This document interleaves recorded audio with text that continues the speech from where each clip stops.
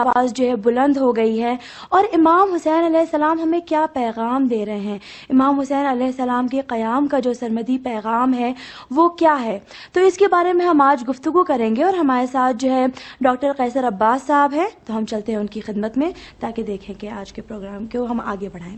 سلام عرض کرتی ہوں آپ کی خدمت میں۔ علیکم السلام ورحمۃ اللہ، اور خوش آمدید کہتی ہوں آپ کو آپ کے پروگرام میں۔ شکریہ میری بہن، آپ کا بھی۔ جی میں یہاں پر آپ سے پوچھنا چاہوں گی کہ عاشورہ کا جو سرمدی پیغام ہے، جو کہ آج کا موضوع ہے، یہ پیغام ہے کیا انسان کے لیے؟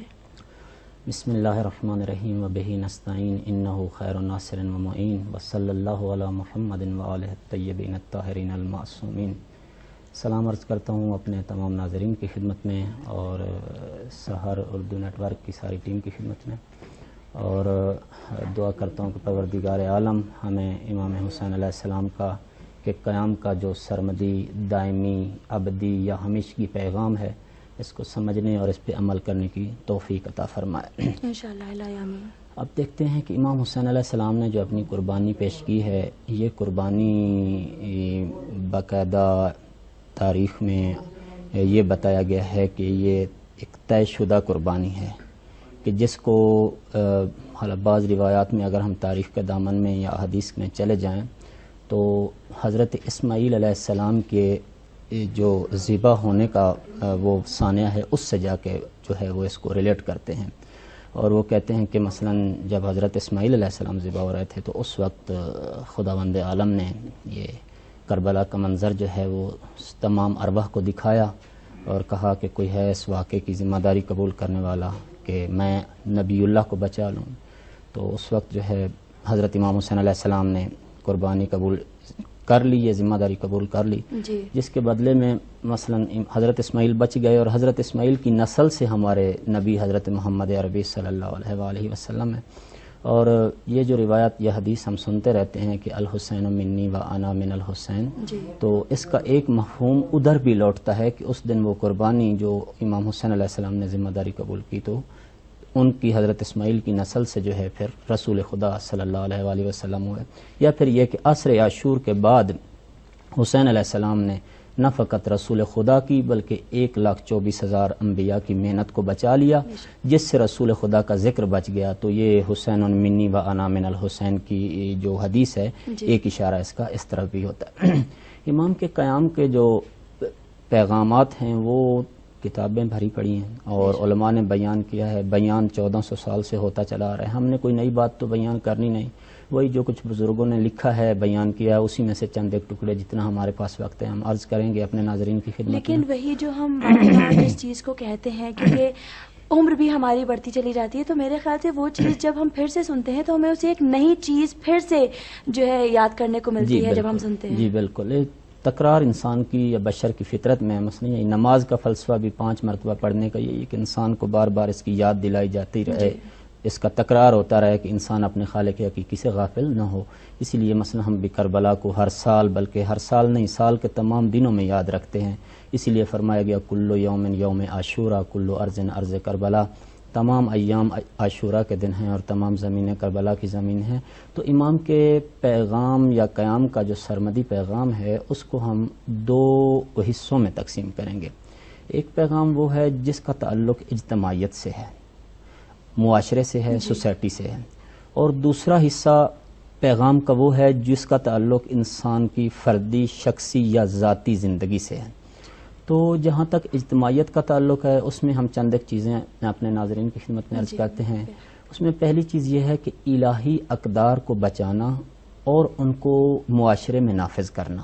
امام کا پیغام، امام کے قیام کا ایک پیغام یہ تھا کہ آپ دیکھتے ہیں کہ یزید کا زمانہ آتے آتے جو الہی اقدار تھی وہ اس قدر منہدم ہو چکی تھیں، وہ اس قدر غائب ہو چکی تھی، پوشیدہ ہو چکی تھیں کہ لوگ حرام کو حلال سمجھنے لگ گئے اور حلال کو حرام سمجھنے لگ گئے، معروف کو منکر سمجھنے لگ گئے اور منکر کو معروف سمجھنے لگ گئے۔ تو ایسے میں عوام کی نظر جو تھی وہ بادشاہ یا خلیفے پہ لگی ہوئی تھی، اور خلیفہ یزید جیسا شخص تھا، ایسا شخص کہ جس کے بارے میں امام حسین علیہ السلام فرماتے ہیں کہ جب جس امت کا یا جس قوم کا یزید جیسا شخص خلیفہ یا بادشاہ بن جائے، اس امت پہ یا اس دین کے اوپر فاتحہ پڑھ دینی چاہیے۔ تو ایسا شخص کہ جو علناً فاسق ہے، جو علناً شرابی ہے، جو علناً میمون باز یا بندر باز ہے، جو علناً برائی کرتا ہے، کھل کے برائی کرتا ہے اور اپنے کیے پہ پچھتاتا بھی نہیں، شرمندہ بھی نہیں ہوتا، نادم بھی نہیں ہوتا، یعنی کہنے کا مطلب یہ ہے کہ اس نے اعلان کر دیا کہ نہ کوئی خدا ہے، نہ کوئی رسول ہے، نہ کوئی وحی نازل ہوئی ہے، نہ کوئی قرآن اترا ہے، کچھ بھی نہیں ہے۔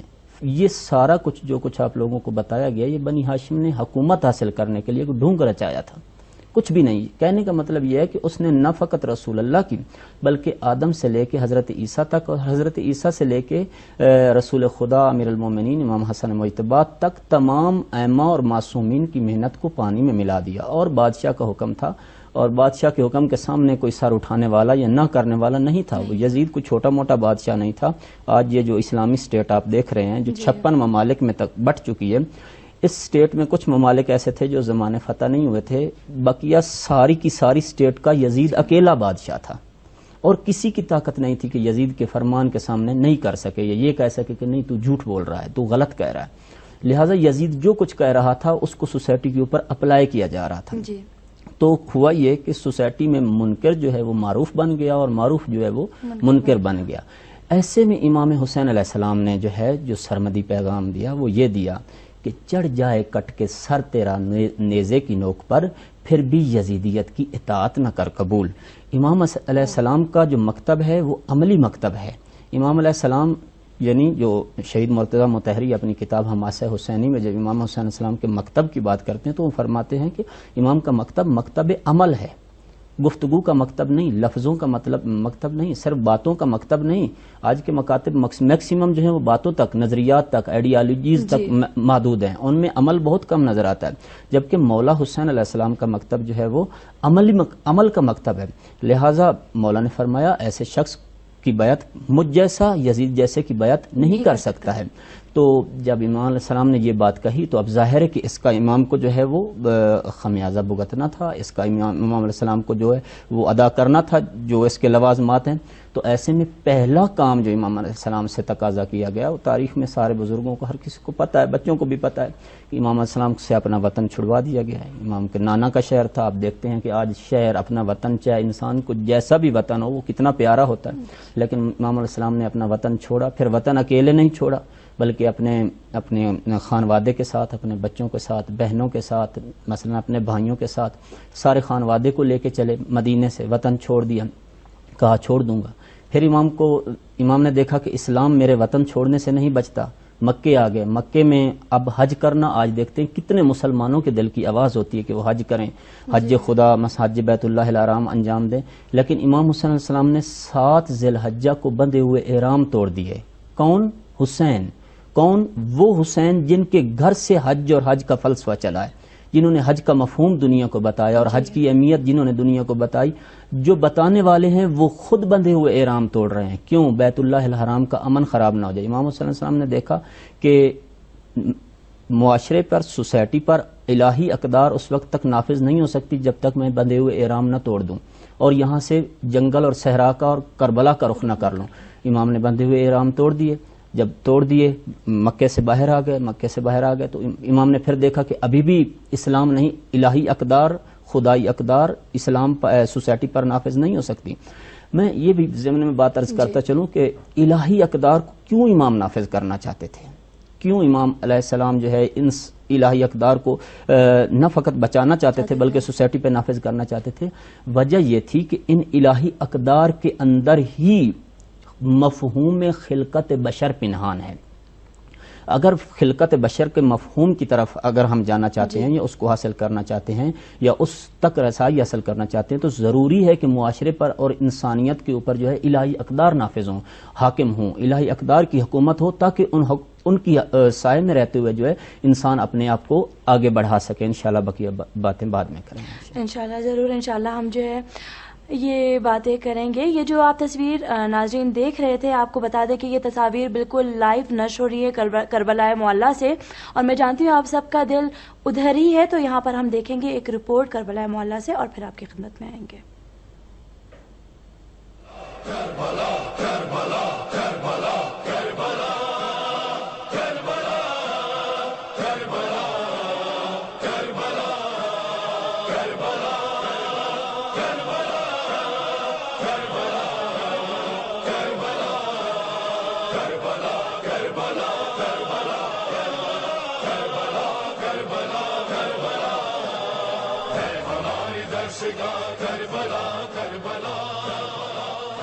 السلام علیکم یا ابا عبداللہ. بہت بڑا مجمع ہے جو یہاں پہ اکٹھا ہوا ہے کربلا معلی میں. ہر طرف سے، ہر زبان میں، ہر لہجے میں اور ہر انداز میں امام حسین علیہ السلام کے ساتھ بات کر رہے ہیں لوگ. اور یہاں پر آ کر جو اپنے انداز میں جو بات کر رہے ہیں، اس کی خاص چیز یہ ہے کہ ہر ایک کی آنکھوں میں اشک ہے، ہر ایک آنکھ پرنم ہے.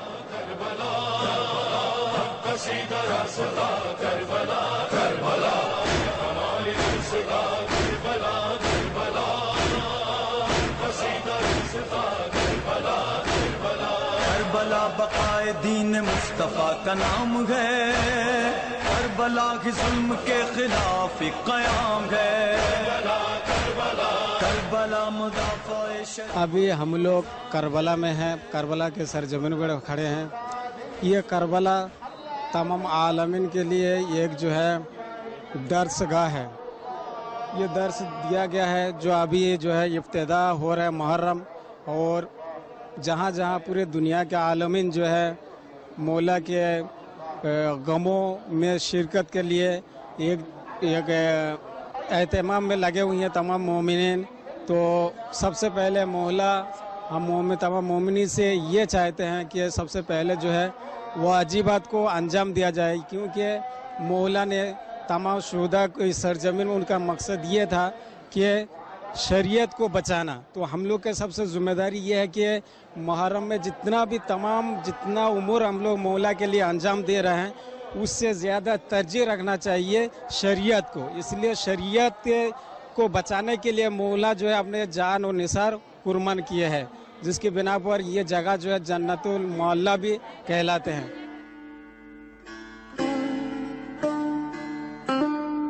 یہاں کربلا ہے، یہاں پہ ذرے ذرے پر ایک یادگار چھپی ہوئی ہے. ایک یادگار یہاں پہ موجود ہے امام حسین علیہ السلام کی، ان کے عقیدت مندوں کی اور ان کے عزیز یاروں کی اور عزیز گھر والوں کی. بہت عجیب کیفیت ہے جو یہاں پہ دکھائی دے رہی ہے، کاش انہیں الفاظ میں بتایا جا سکتا. حرم کے قریب کھڑے ہیں، ہم اپنے آپ کو بہت خوش نصیب سمجھ رہے ہیں، اور ہمارا دل غمزدہ ہو رہا ہے اور دل مضطرب ہو رہا ہے، کیونکہ وہ مہینہ آنے والا ہے کہ جس مہینے میں امام حسین علیہ السلام کو کربلا کی زمین پہ، اس زمین پہ جہاں پہ ہم ابھی کھڑے ہیں، امام حسین کو وہیں پہ 3 دن کا بھوکا و پیاسا شہید کر دیا گیا.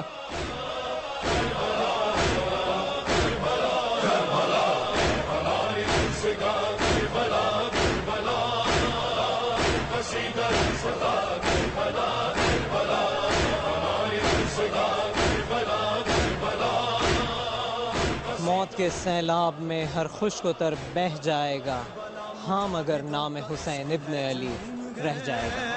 کربلا کے دم سے جسم میں یہ گرم خون ہے، کربلا ہی حق کا اور صبر کا معیار ہے، کربلا کی راہ پر خطر ہے پرسکون ہے، جو سمجھ گیا اسے وہ دین کو سمجھ گیا.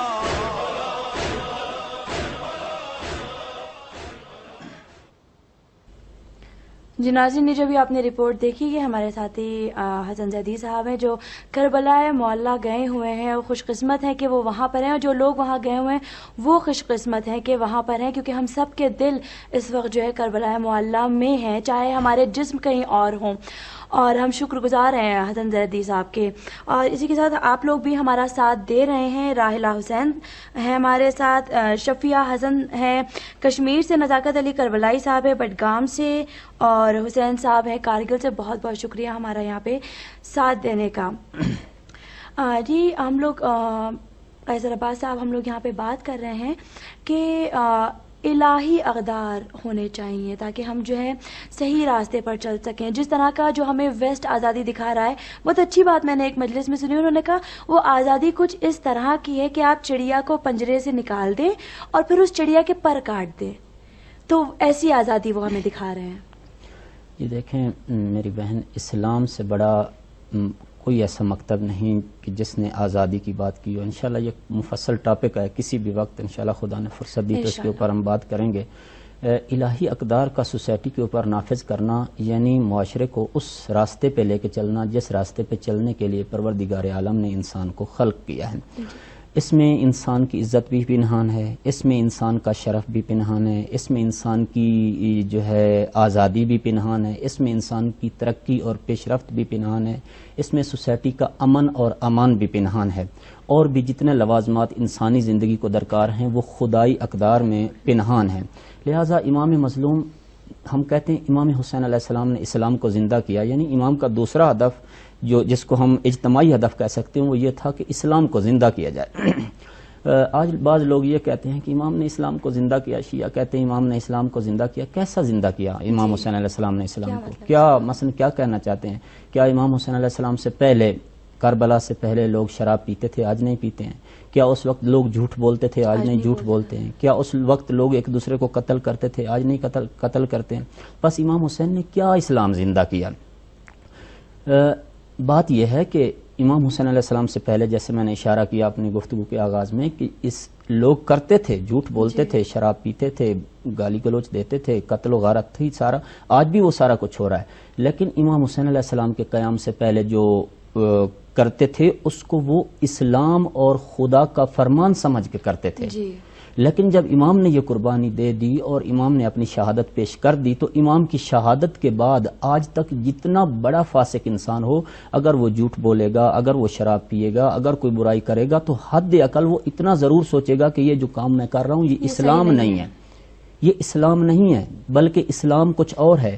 لہٰذا امام نے جو اسلام بچایا وہ یہ ہے کہ امام نے اپنا ناحق خون دے کر باطل کے برے کاموں میں یا اس کے کرتوتوں میں یا اس کی بری عادات میں اور خدا کے احکام میں ایک دیوار کھینچ دی ہے، ایک لائن کھینچ دی ہے کہ امام حسین کی قربانی سے پہلے لوگ باطل انجام دیتے تھے، برے کام انجام دیتے تھے، لیکن ان کو اسلام سمجھ کے انجام دیتے تھے.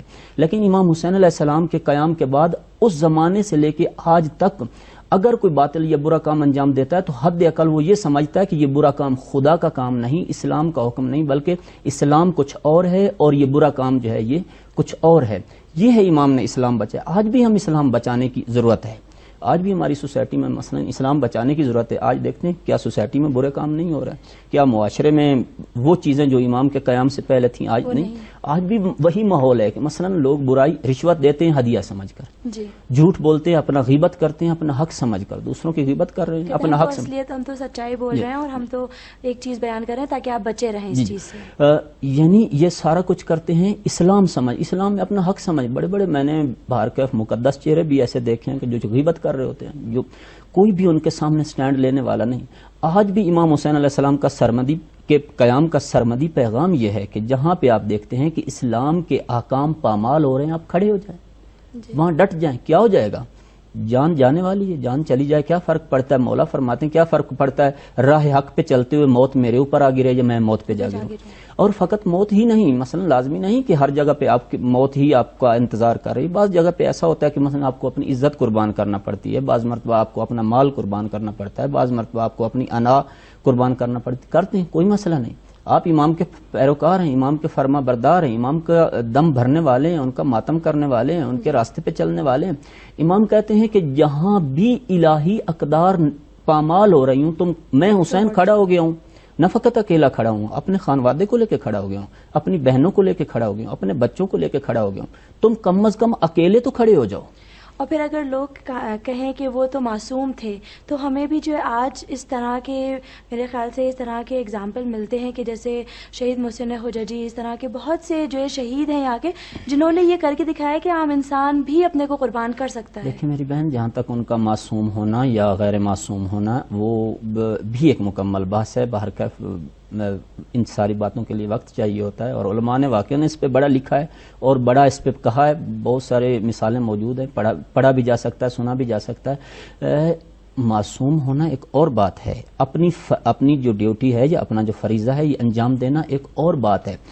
وہ ان کا بھی خون بہتا تھا، ان کو بھی بھوک لگتی تھی، ان کو بھی درد ہوتا تھا، وہ بھی شادیاں کرتے تھے، ان کے بھی بچے ہوتے تھے، ان کے ساتھ بھی خواہشات تھی، لیکن انہوں نے خود کو، اپنی خواہشات کو خدا کی خواہشات کے اندر ان کو ختم کر دیا تھا.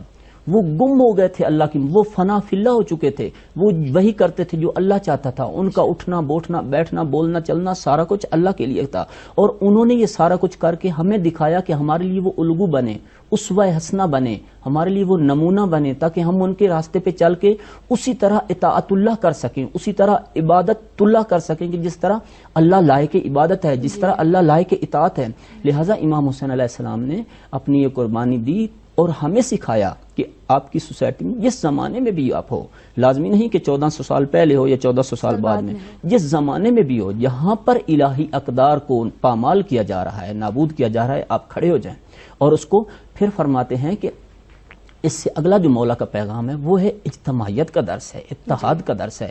امام علیہ السلام کی کربلا میں دیکھتے ہیں کہ اگر مثلا امام کا لشکر قلیل ہے، تعداد قلیل ہے، اور بے شک دوسری طرف کثرت ہے، لیکن کیسے امام کے سپاہی متحد ہیں اور اپنے مطیع امر مولا ہیں، اپنے مولا کے پیغام. یعنی میں ایک بڑی اچھی تحلیل پڑھ رہا تھا، اگلے دن دیکھ رہا تھا، کہیں پہ پڑھ رہا تھا کہ اس میں یہ تھا کہ کربلا میں امام حسین اکیلے امام حسین نہیں، بلکہ امام کے ساتھ جتنے سپاہی تھے وہ سارے حسین ہو چکے تھے. مثال وہ یہ دے رہے تھے کہ اگر کوئی شیشہ خانہ ہو، مثلا اسی کمرے میں ہم شیشے لگا دیتے ہیں چھوٹے چھوٹے، اور وسط میں ایک چراغ جلا دیتے ہیں، تو آپ جب چراغ جلائیں گے جس شیشے میں دیکھیں گے آپ کو وہی چراغ کی لو نظر آئے گی. تو امام حسین علیہ السلام نے پیغام دیا عباس امام حسین علیہ السلام کے شجاع اور بہادر اور دلاور بھائی ہیں، لیکن کس طرح مطیع ہیں مولا کے، کس طرح مولا کے امر کے فرما بردار ہیں. بقیہ رسول خدا کے صحابی موجود ہیں، جناب مسلم بن اوسجہ اسدی موجود ہیں، جن کی عمر اس قدر زیادہ ہو چکی تھی کہ تاریخ بتاتی ہے کہ آنکھوں کے پپوٹے لٹک کے آنکھوں پہ آ گئے تھے، اور جب ان کو گھوڑے پہ سوار کیا جا رہا تھا تو رومال کے ساتھ آنکھوں کو اوپر پپوٹوں کو کھینچ کے باندھا گیا تاکہ نظر آ سکے. لیکن کس قدر مطیع ہیں امر مولا کے.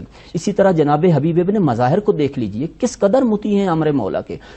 اور دوسرا جو کربلا کا سرمدی پیغام ہے، اگر آپ باطل پہ فتح حاصل کرنا چاہتے ہیں، اگر آپ حق کو جو ہے نافذ کرنا چاہتے ہیں، تو آپ متحد ہو جائیں کسی ایک پیشوا کے پیچھے، کسی ایک امیر کے پیچھے. اور امام حسین علیہ السلام نے جو اگلا پیغام ہے وہ یہ ہے کہ باطل کے ساتھ ٹکرانا ہے، باطل کا ظلم کو آشکار کرنا ہے، انسانیت کو دکھانا ہے کہ ظلم ہے، یہ باطل ہے، اس کو ہم کو مٹانا ہے، اور اس کو مٹانے کے لیے جو ہے اس سے ٹکرانا ضروری ہے. ٹکرانے کے لیے اتحاد ضروری ہے. اتحاد حسین کے راستے پہ چلتے ہوئے میسر ہے.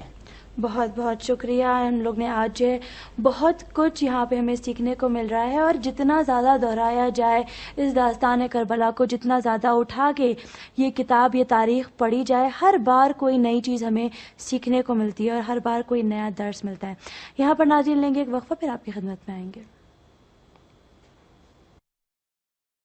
آواز جو ہے بلند ہو گئی ہے، اور امام حسین علیہ السلام ہمیں کیا پیغام دے رہے ہیں، امام حسین علیہ السلام کے قیام کا جو سرمدی پیغام ہے وہ کیا ہے. تو اس کے بارے میں ہم آج گفتگو کریں گے، اور ہمارے ساتھ جو ہے ڈاکٹر قیصر عباس صاحب ہیں. تو ہم چلتے ہیں ان کی خدمت میں تاکہ دیکھیں کہ آج کے پروگرام کو ہم آگے بڑھائیں.